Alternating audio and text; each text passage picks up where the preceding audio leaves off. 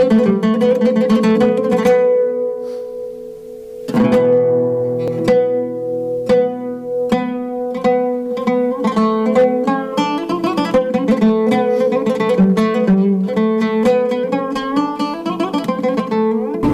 assalamualaikum warahmatullahi wabarakatuh, pemirsa dan pendengar yang dirahmati Allah.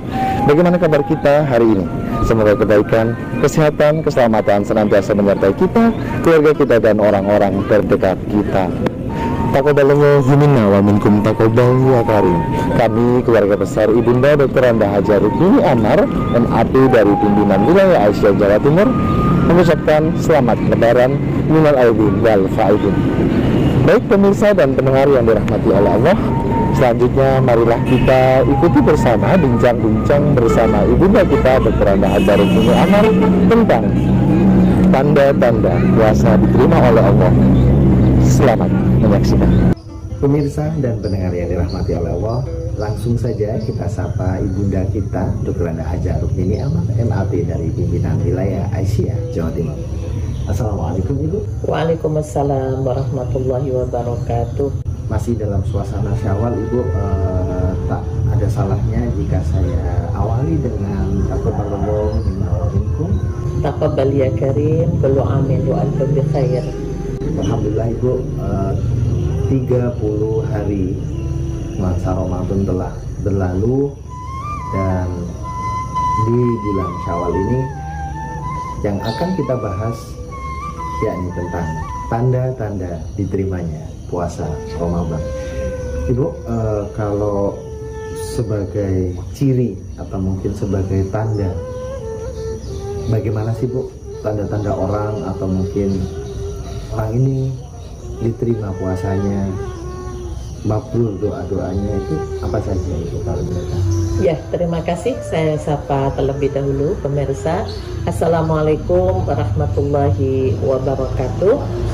Alhamdulillah, kita tentunya berbahagia bagi kita yang telah melaksanakan ibadah puasa Ramadan secara sempurna dengan beberapa amalan-amalan yang telah diajarkan oleh Rasulullah Sallallahu Alaihi Wasallam, mulai dari puasa, kemudian memberikan takjil ya, kemudian juga makan sahurnya, tadarusnya, kemudian sedekah dan lain sebagainya. Ya, mudah-mudahan tentunya berharap menuju tujuan daripada ibadah puasa itu sendiri, la'allakum tattaqun, karena takwa itu sebuah proses ya, proses dari sebuah perjalanan kaitannya dengan ibadah kita kepada Allah Subhanahu wa taala. Mudah-mudahan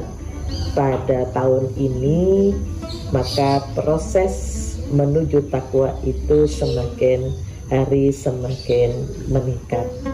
Tentunya amalan yang sebagai ciri ya diterimanya ibadah pada bulan Ramadan tentunya tidak hanya sekedar puasa. Apabila di hari berikutnya kita tetap berjuang dengan istiqomah ya di dalam mengamalkan ibadah-ibadah yang telah rutin kita lakukan, kita perjuangkan di bulan Ramadan, yang tentunya itu ada dua sisi.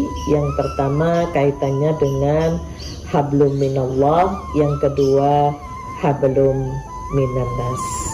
Jadi hubungan antara vertikal horizontalnya Ibu ya. Iya. Tidak hanya kita menggebu-gebu untuk akhirat, tapi sesamanya mungkin masih ada unek-unek dan lain sebagainya. Baik Ibu, jika disebutkan tadi ada garis horizontal dan vertikal yang merupakan pengaplikasian antar dirinya kepada Tuhannya, itu yang meliputi apa itu?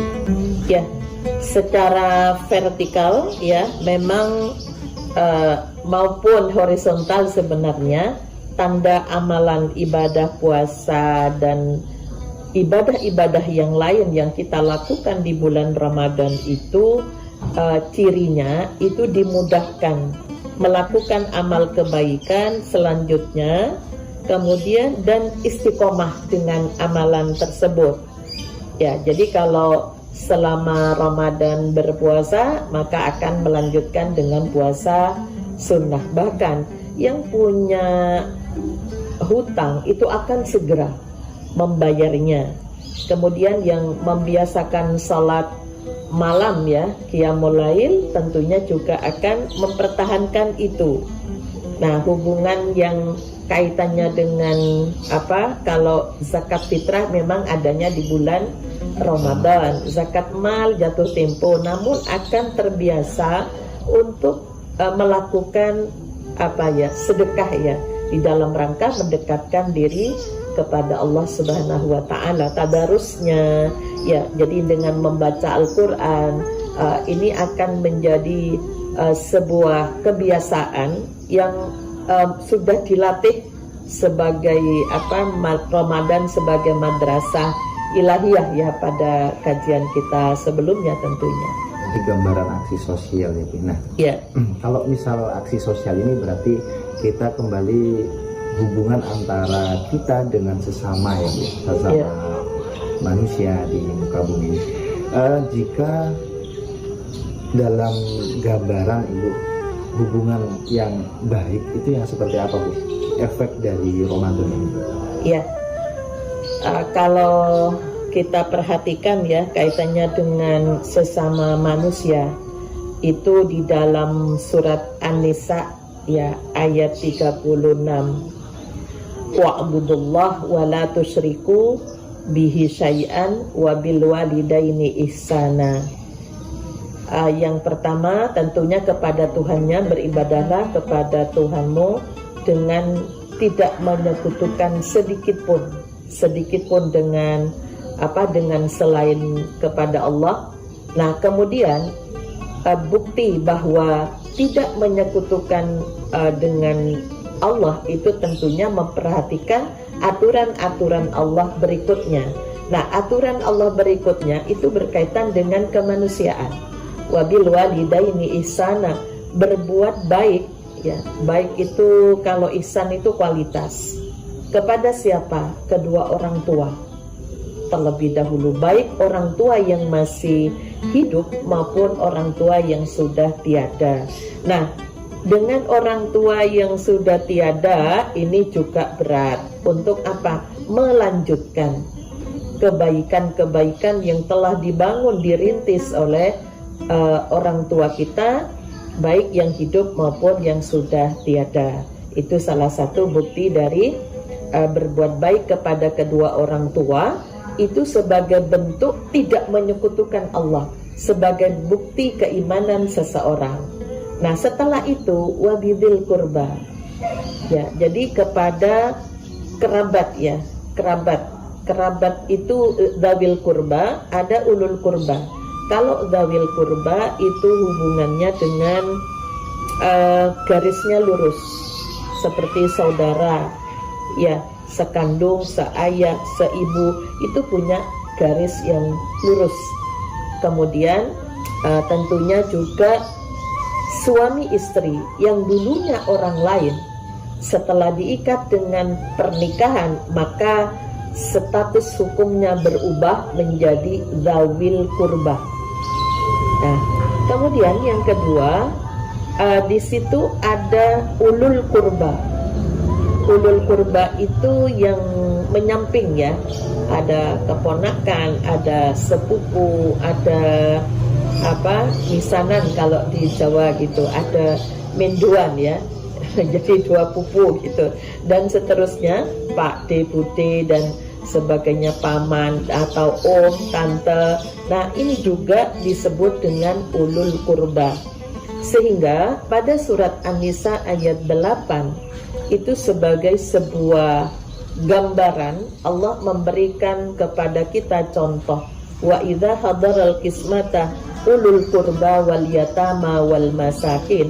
Apabila hadir pada saat pembagian harta waris ulul kurba yang menyamping yang tidak mendapatkan haknya itu karena sudah ada yang lebih berhak, yang yatim, yang miskin, maka farzuquhum, berilah bagian dari rizki yang telah diterima itu untuk kerabat yang di luar. Kemudian waqulu lahum qawlan ma'rufa, memberinya itu pun ada isyarat dari Allah dengan mengatakan dengan kata-kata yang baik, yang pantas. Misalnya ini sekedar kenangan, Pak D, ini sekedar kenangan dari hartanya Bapak, dari hartanya Ibu misalnya. Jadi dikemas dengan komunikasi yang bagus. Jadi sehingga itulah cara di dalam Islam. Kalau yang tidak punya itu istilahnya sedekah, bagi keluarga itu yang punya itu berilah hadiah, karena mereka pernah ikut andil dalam kesuksesan kedua orang tuanya meraih harta. Setidaknya mereka pernah mendoakan. Nah, jadi setelah itu di dalam Islam itu ada tadi di An-Nisa ayat 36, wabidil kurba wal yatama wal masakin, tetap yatim dan miskin itu menjadi prioritas. Jadi misalnya ada adiknya ternyata ditinggal oleh orang tua dalam waktu kecil, maka dia itu diprioritaskan. Kemudian baru setelah itu wal jaridil kurba wal jaril junubi, tetangga yang dekat dan tetangga yang jauh sekitar 40 dari rumah kita, kiri kanan kita. Justru kalau lebih tegas lagi, Rasulullah mengajarkan berilah ya mereka yang medit, justru yang tidak baik dengan kita itu yang juga harus didahulukan supaya menyambung lebih baik lagi. Kemudian baru setelah itu wal jaril junubi wasahibi bil jambi wabnis sabil, teman seperjuangan di kantor, di organisasi, itu urutannya setelah tetangga. Wa ma malakat aymanukum, dan juga kalau itu dulu adalah budak, mungkin sekarang bisa diterjemahkan pada orang yang sangat berjasa di dalam kehidupan kita, yang membantu kita, bisa juga sebagai mitra kita. Ya kalau di rumah sekarang dengan asisten rumah tangga dan sebagainya. Nah, itu yang urutan-urutan setelah melalui orang tua, kerabat, kemudian tetangga dekat, tetangga yang jauh, nah kemudian teman yang ada di kantor, teman yang ada di seperjuangan di jalan Allah, misalnya di organisasi, dan juga pada mitra yang banyak membantu di dalam perjalanan kehidupan kita.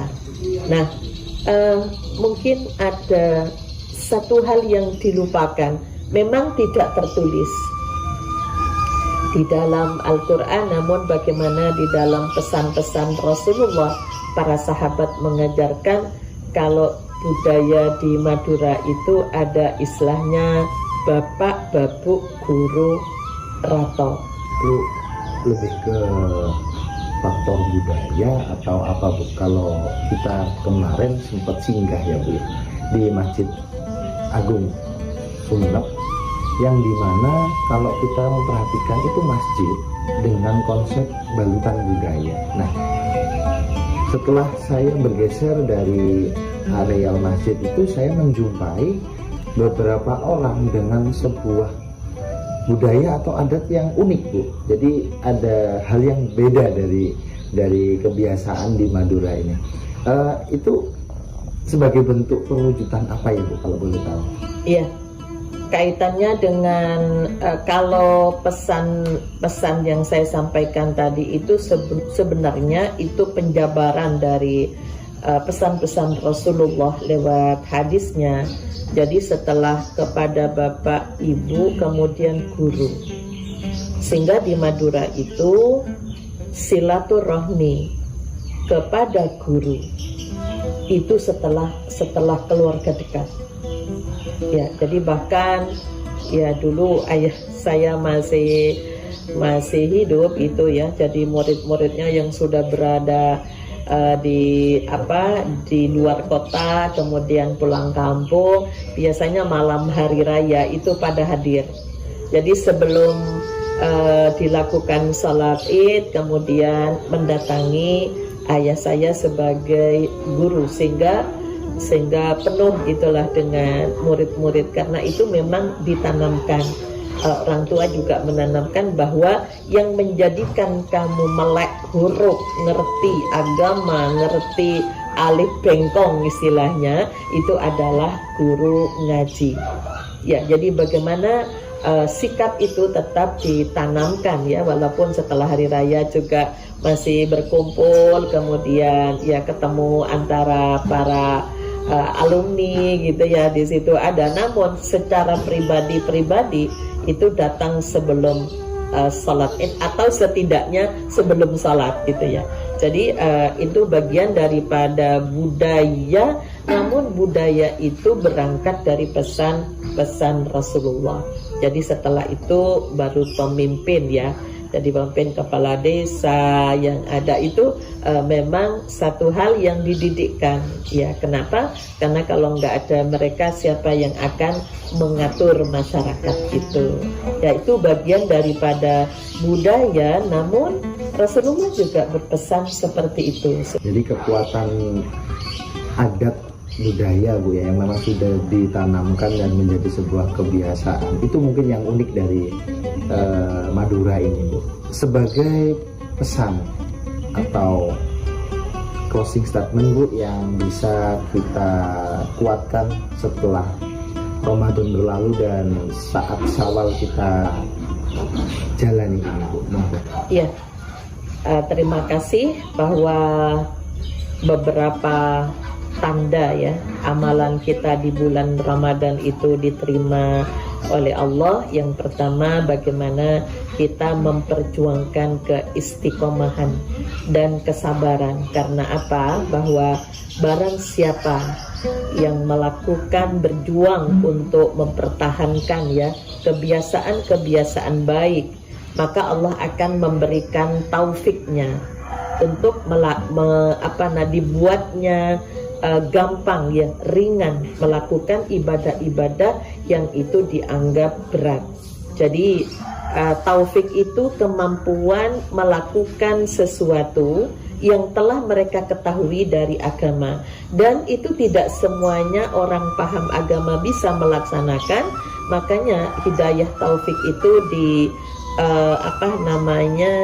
diperoleh dengan cara terus memohon kepada Allah, seperti pada surat Al-Fatihah, ihdinas siratal mustaqim. Yang kita minta kepada Allah adalah Allah memberikan hidayah taufiknya, diberi kemampuan, kelapangan, kelonggaran untuk melakukan sesuatu yang sudah kita biasakan di bulan Ramadan, terutama dengan penuh istiqomah dan kesabaran. Ya, misalnya capek bagaimanapun, sebelum tidur membiasakan salat malam. Bagaimana walaupun hanya beberapa ayat, membiasakan untuk tadarus. Nah, itu dibuktikan bagaimana baik dengan keluarga sebelum baik dengan orang lain. Sehingga kalau tahun ini sudah kita petani, tidak ada persoalan dengan keluarga kita itu sudah menjadi rukun, itu pertanda bahwa kita telah berjuang untuk mencapai proses menuju takwa itu dengan mampu mengendalikan diri kaitannya dengan ego kita yang tidak mau mengalah. Memang mengalah itu menyakitkan ya, sangat menyakitkan mengalah. Namun memahami bahwa misalnya saya yang sudah ibadah, saya yang sudah punya ilmu, saya yang sudah ngaji, kalau nuruti dia kan sama aja, nggak ada perbedaan misalnya. Akhirnya memilih untuk falling down misalnya, untuk tidak bagaimana memulai menjalin silaturahmi itu, karena kunjung mengunjung itu juga bagian daripada bentuk memelihara hubungan antara sesama. Dan yang terakhir, jangan lupa doakan mereka telah berjasa. Jadi kalau kita menjadi orang yang sudah sukses, tapi doakan mereka yang masih belum maksimal, doakan para guru kita yang telah mengantarkan kita itu menjadi mengerti. Ya, jadi ini yang seringkali dilupakan di sela-sela doanya, yang didoakan hanya sekitarnya saja, padahal ada orang-orang yang telah berjasa sebelum kita menjadi orang yang sukses. Barangkali ini yang dapat saya sampaikan. Nasrum minallah wa fathun qarib wa basyiril mu'minin walhamdulillahirabbil alamin. Assalamualaikum warahmatullahi wabarakatuh. Waalaikumsalam warahmatullahi wabarakatuh. Alhamdulillah pemirsa, demikian tadi pembahasan bersama ibunda kita Dr. Anda Hajar ini aman tentang tanda-tanda diterimanya puasa. Kami pamit undur diri, bila mana ada kurang dan lebihnya kami mohon maaf yang sebesar-besarnya. Akhirnya wabillahi taufiq wal hidayah. Wassalamualaikum warahmatullahi wabarakatuh.